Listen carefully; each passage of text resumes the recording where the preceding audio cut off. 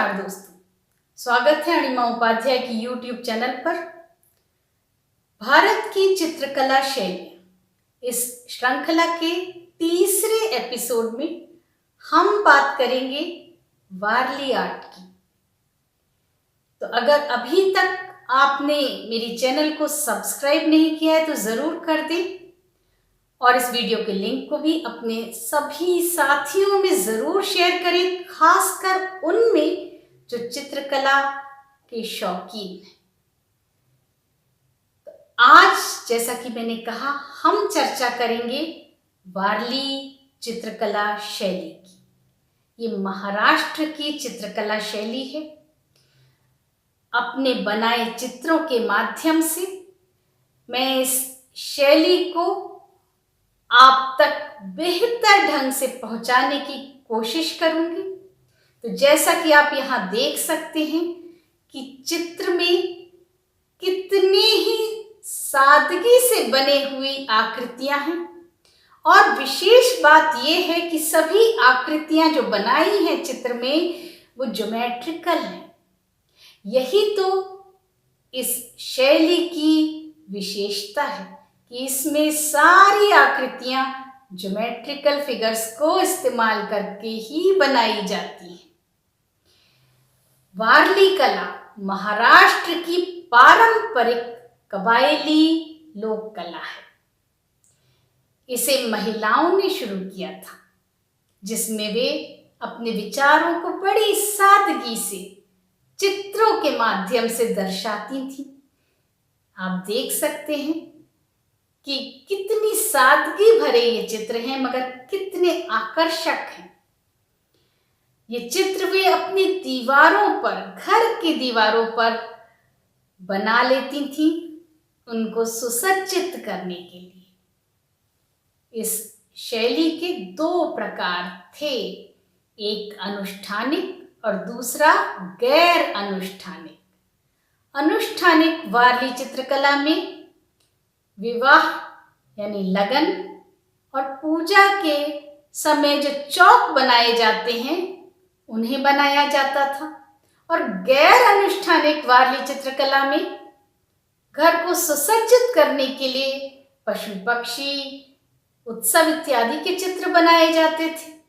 मगर दोनों ही प्रकार में जो लिंक था वो यही था कि इन दोनों प्रकार में आकृतियां ज्योमेट्रिकल ही बनाई जाती थी। इस कला को सबसे पहले 70 के दशक में खोजा गया था, और क्योंकि ये कला वारली जनजाति से प्रेरित है, इसीलिए इसे वारली आर्ट भी कहा गया। ये कला मुख्य रूप से उत्तरी सह्याद्री पर्वतमाला में रहने वाली जनजातियों में प्रचलित है, जो मुंबई के उत्तरी बाहरी इलाकों में पाई जाती है। जैसा कि मैंने आपको बताया और आप यहाँ चित्रों में भी देख सकते हैं कि ज्योमेट्रिकल फिगर्स को इस्तेमाल करके सारे चित्र बनाए जाते थे। जैसे रेखा, लाइंस को इस्तेमाल किया जाता था हाथ पैर बनाने के लिए। सर्किल्स, वृत्त को इस्तेमाल किया जाता था सर बनाने के लिए, चेहरा बनाने के लिए, और ट्रायंगल यानी त्रिभुज से शरीर बना लिया जाता है।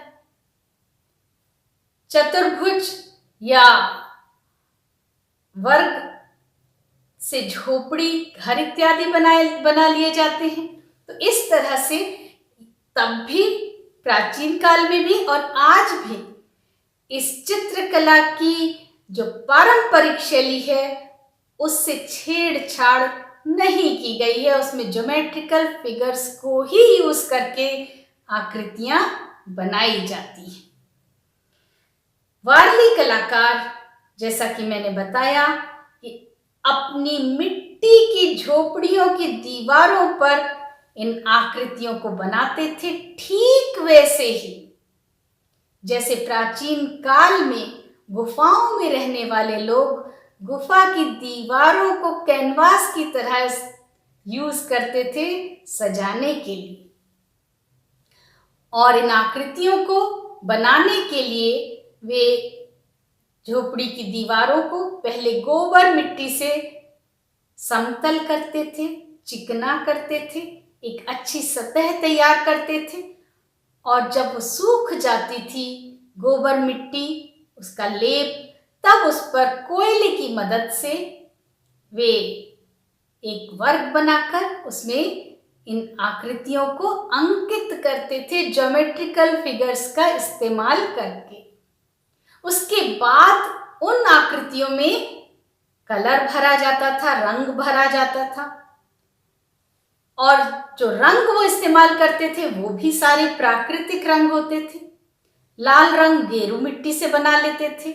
सफेद रंग बनाने के लिए चावल को बारीक पीस कर उसका गाढ़ा घोल बनाते थे, लेप बनाते थे पानी में।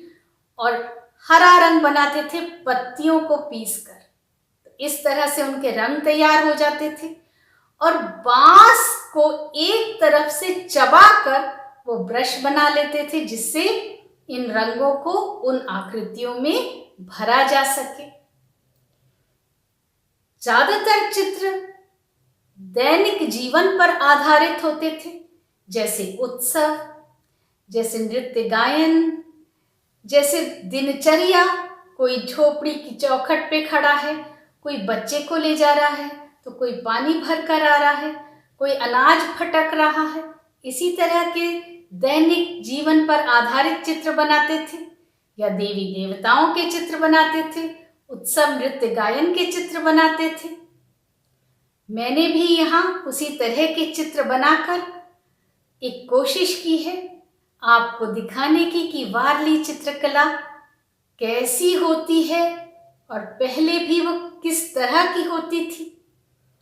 आप भी देख सकते हैं कि इन चित्रों में कितनी सादगी है, कितने आसान है ये चित्र बनाना, मगर बहुत ही खूबसूरत लगते हैं। ये अपने आप में एक अनूठी चित्रकला शैली है। देवी देवता, स्त्री या पुरुष, यूं तो सभी कुछ उन्हीं ज्योमेट्रिकल फिगर से बनाए हुए हैं, लेकिन आप हर फिगर को अलग अलग आइडेंटिफाई कर सकते हैं कि कौन पुरुष है, कौन महिला है, कौन शिव जी हैं, कौन कृष्ण जी हैं। बांसुरी बना दी तो कृष्ण बन गए, त्रिशूल, डमरू, सर्प और गंगा जी बना दी तो शिव बन गए। तो इतनी सादगी होते हुए भी इतने डिफाइंड चित्र होते थे ये। इस चित्रकला का आधुनिकीकरण किया गया है और उसका श्रेय जाता है श्री जिव्या सोमा माशे को। उन्हें आधुनिक वारली आर्ट का फादर यानी पिता भी कहते हैं। तो उठाइए कागज या कैनवास और कलम और आप भी इस चित्रकला को उकेरने की एक खूबसूरत कोशिश करिए और अपनी दीवारों को सजाइए। अपने बच्चों को भी आप कागज और कलम दीजिए, बड़ी ही आसानी से ये चित्र बन सकते हैं और आपकी दीवारों को सजा सकते हैं। है ना एक अनूठा आर्ट ये वारली आर्ट। तो कैसा लगा आज का वीडियो आपको जरूर बताइएगा। अगले वीडियो में एक नई शैली के साथ फिर उपस्थित होंगी। तब तक के लिए विदा।